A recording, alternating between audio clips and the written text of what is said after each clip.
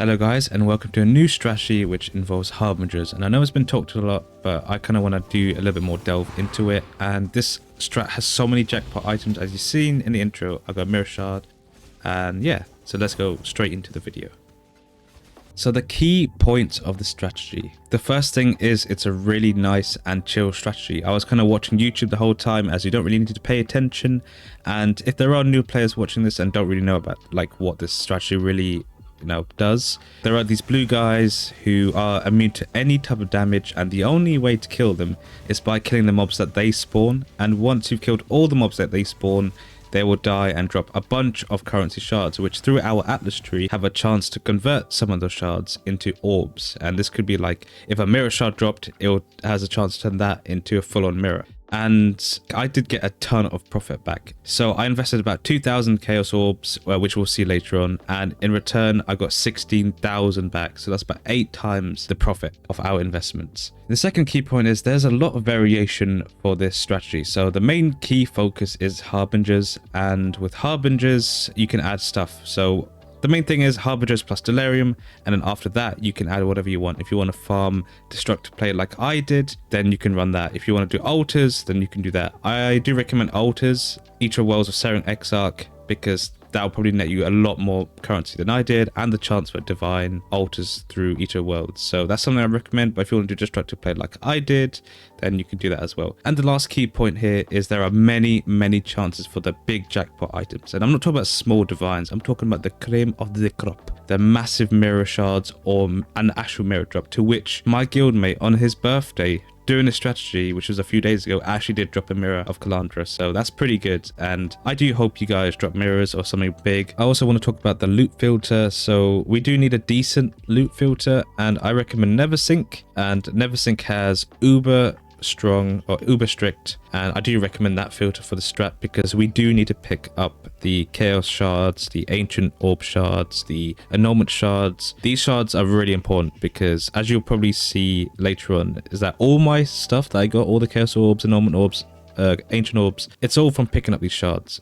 So I really recommend having that as a filter. Remember, uber strict, not uber plus, because that will hide a lot of stuff. So what are the build requirements? Well, there isn't too much of requirements here. There are nice to haves, which I will talk about here. Is firstly, spell suppression is really handy, because the Harbingers shoot a lot of lightning balls at you, and having spell suppression is really handy, since that kind of like chains or is really easy to get hit by loads of them, especially when all the Harbingers are grouped together. And ailment immunity is also very nice here, because shock, lightning puts shock, sometimes you get ignited, chills and freeze from other monsters that could slow you down, as the Harbingers really are like quite together, so they can dish a lot of damage and shotgun you. And if you have the damage but not the tankiness, then I'll talk about something in the Atlas tree that will help significantly and should make this a lot easier for you guys. So important tips. There isn't really much to talk about here, but I was experimenting with increased monster attack speed or cast speed, and I will show a little like infographic of side by side of the difference between one having like the increased attack speed, cast speed, and the other one not having it. And in my opinion, only people who can like run pretty much most mods should do this.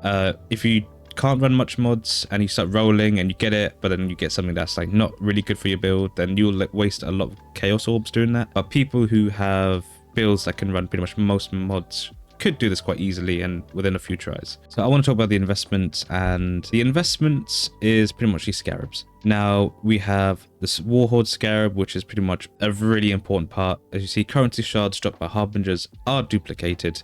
So as you probably saw in the intro when I got a mirror shard, that duplicated because of this. So it's very important to get this. And then we have the Harbinger Scarab obelisks. Now this one's a little bit controversial. Some people say, hey, let's take another one of this one. A massive bulk of the fracturing shards that I got was thanks to this scarab. And I've seen loads of times when I see like 2 shards drop or 3 shards drop from the actual obelisks. My like verdict on this is, this will give you more consistent appearances of fracturing shards. This one just gives you the 3 additional Harbingers to like gamble, really. So it's either if you want to take consistency or you want to take gambling, which both are not wrong answers. You can take, but for my tests, my 100 maps, this is the result of that. And then we take a Harbinger Scarab of Regency. This got buffed, so this is really good. Originally it was meant to be up to 40%.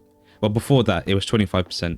then to 40%, but then we finally got it at 50%, which is a massive buff. Don't say anything, just take this. And then we have the 2 Harbinger Scarabs, which area contains 3 additional Harbingers. I want to talk about the Atlas craft. So we'll be taking the Harbinger node, so 3 Chaos Orbs. So if you guys are running your maps, I recommend putting your Chaos here so that this will take it from here. And lastly, I want to talk about the maps for the investment part. And you can run whatever map layout you'd like. I really like Silo, for this is very like similar to Strand, where it's like a linear path and you won't miss any Harbingers. You can also run Strand. You can really just run anything you want. Some maps will make you take longer when you're trying to find it. For example, Dunes could take a lot longer than Silo, but really it's whatever you really prefer. There's not really any wrong answer here. 8 modded maps are really good with farming this strategy. It's really good for farming any strategy. So whenever you guys look at strats, you should always be like, okay, let me run it with 8 mods. But the rare maps, just rare, not 8 modded, are fine as well. And there is something about pack size. There's some discussion about that, but I'm not really knowledgeable about that. So the Atlas tree. Now, what have I done on the Atlas tree? So we've taken Harbinger, Shrines, Delirium, and then your side content that you want to do. What I've taken here is obviously Delirium, pretty much most Delirium nodes, and up here as well. So we've taken these Harbinger nodes. Your map contains an additional Harbinger, pretty, you know, self-explanatory. And then here you see Harbingers in your maps have a 20% chance to drop an additional stack of currency. So we've taken those. We've taken the map nodes as well to get some T17 drops, because Silo, well, my map choice, it drops a lot of T17 Fortress. And those are going up in price. They're about 60 chaos at the moment. And then we've taken these ones here, and as you see, Harbingers, currency shards dropped by Harbingers in your maps can drop currency items instead. And we are taking more map nodes. Shrine, I recommend taking Shrine, especially if your character is quite squishy. And then we've taken another 25% chance to be replaced by a powerful Harbinger boss with the Regency Scarab is 75%. And then I've taken more Delirium stuff.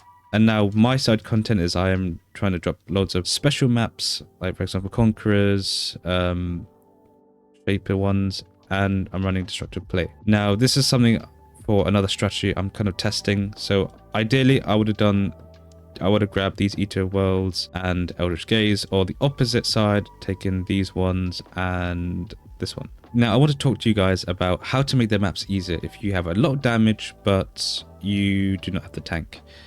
So say hello to my little friend over here, Wellspring of Creation. Monsters in your maps deal 25% less damage but have 50% more life. If you have the damage but you keep dying, I recommend taking this. And the same could also be said for this one.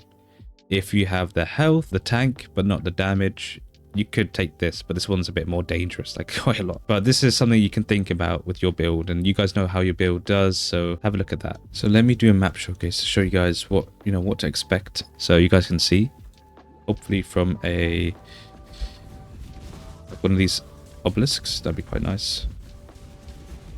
And yeah, you'll probably see like a lot of mobs will spawn, so it's very important to be kind of tanky.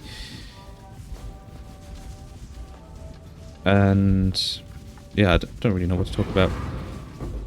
So you see these shards dropping. I don't know what dropped over there. What's this? Lockpicking is pretty decent. So since my build is Static Strike, which I'll link down in the description, I can kind of like loot while attacking. What the heck was that? And you see loads of like, some of these are map mods, but Burning Ground, you can take the Pantheon, Aberraths, if you're dying to that. And let me have a look. So I'm just picking up all this stuff. As you see, I'm getting a ton of shards right now. This is not a T8-mon map. Oh, another one, sweet.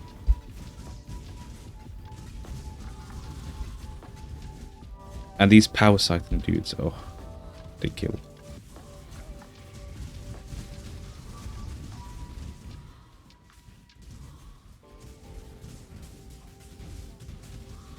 It's really hard to see them because it's like quite like light. It's the same color basically of the effects. And look how many shards we have. So it's a very clicking investment strat. And like all clicking investment strat, there are ways to, I guess, not click and use something else, but I won't talk about it. You can probably look up, but it could get you banned, so use that at your discretion. And yeah, just other people in the description will probably know what I'm talking about and they can share, but use at your description. Don't be like, oh, Path of Treasure said this and I got banned for it.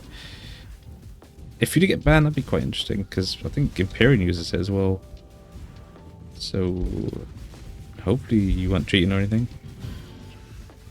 As you see, the chaos shards do add up, and I probably have like 12 chaos already.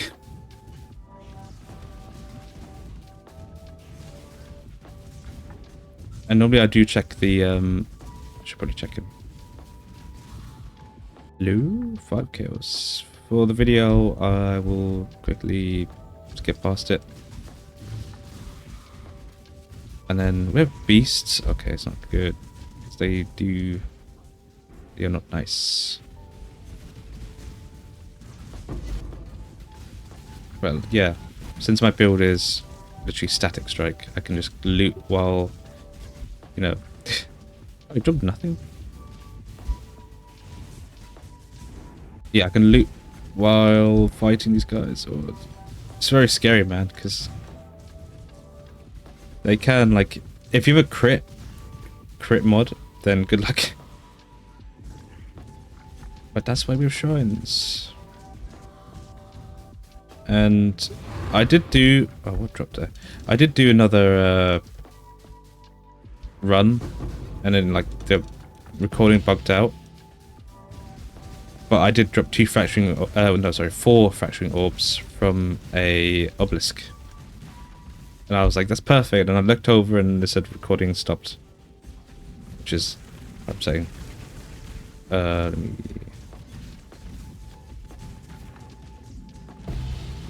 Yeah, there we go. So that's pretty much it. Runs are normally like that. Now I want to talk about the profits. So this is the bit you guys are probably like, oh, what did he drop? Probably nothing, right? Yeah, that is quite a lot, especially these two right here. And look how many fracturing orbs we dropped, 6. So our 100 maps we dropped 6, and they're going for about 6.5 divines each. So yeah, that's pretty decent bulk.